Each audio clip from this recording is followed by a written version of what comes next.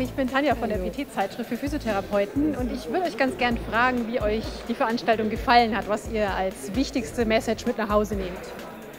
Also mir hat sehr gut gefallen. Es war ganz viel Information, ja, ganz viel Neues über die Faszien, was man alles so machen kann Richtung Dehnung und Kräftigung. Also es war ja richtig gut.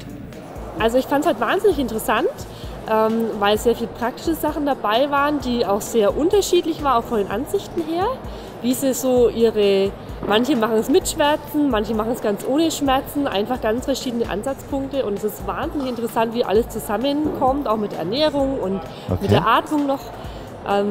Ganz tolle Veranstaltung. Es ist sehr, sehr viel Information. Ich glaube, ich brauche dann ein bisschen, um das alles zu verarbeiten, aber es ist sehr, sehr hochwertig. Von der Information her ist wirklich die Koryphäen auf diesem Gebiet hier versammelt. Und man kann sich ganz, ganz viel für zu Hause mitnehmen. So, dann haben wir jetzt hier noch eine Fitnesstrainerin und Personal Trainerin. Wir sind gerade bei einem ganz spannenden Vortrag. Würdest du uns noch ein kurzes Feedback geben über die Veranstaltung, was dir besonders gut gefallen hat? Gerne. Was mir besonders gut gefallen hat, ist, dass man wirklich mal einen Einblick bekommt, um was es im Großen und Ganzen eigentlich geht im Faszientraining.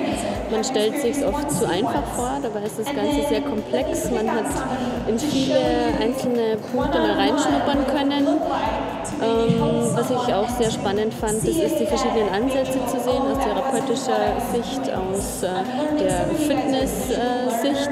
Und das Schöne ist auch, dass man versucht, das zusammenzubringen, damit die beiden Welten wirklich zusammenfinden und sich man mehr ergänzen kann, was natürlich für die Leute, die Probleme haben, umso besser ist. Das heißt, das ist dann für dich auch so eine Plattform, wo du mit Therapeuten sprichst, ja, wo ihr euch austauscht? Auf jeden Fall. Hallo, ich bin Tanja von der PT-Zeitschrift und ich wollte ganz gerne mal hören, du bist ja Physiotherapeutin. Genau, ja. Was hast du denn jetzt als wichtigste Info für deine Therapie hier mitgenommen? Also was einfach wirklich wunderbar war, ganz viele Anregungen für nochmal praktische Übungen, vielleicht auch, dass nicht alle Übungen neu waren oder so, aber einfach nochmal unter einem anderen Aspekt auch sehen. Ne? Also man kennt eine Übung und hat die aus einem bestimmten Grund bisher gemacht und merkt, wow, da habe ich aber noch mehr Fliegen mit einer Klappe eigentlich erwischt als gedacht. Sicher einfach ganz spannend, auch so dieses, was Dr. Schleib einfach uns mitgegeben hat, einfach dieses Physiologische, also was passiert wirklich in den Zellen, in den Geweben, in den Strukturen, gar nicht jetzt nur auf die Faszie bezogen. Das war schon sehr spannend und auch eben hat nochmal mehr Lust auf das Buch Anatomy Trains gemacht, auch wenn man das dann schon zumindest in bestimmten Abschnitten kennengelernt hatte.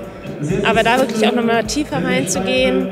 Und bei den praktischen Teilen tatsächlich auch das, was wir jetzt hier zum Schluss nochmal machen, so dieses in die Fasziendehnung gehen, weil dieses Rollen und so, auch das kannte man vielleicht schon oder ich kannte es jedenfalls schon, aber auch das nochmal in Kombination mit diesem aktiven Stretching, was ja auch so ein ganz, soll man sagen, umstrittenes Thema ist, ne? So dieses Dehnen, Stretchen, was macht man, wie macht man es, kommt es da an, wo ich es haben möchte, aber das in dieser Kombination einerseits passiv da reingeführt zu werden, aber auch aktiv sich zu mobilisieren, fand ich wirklich spannend.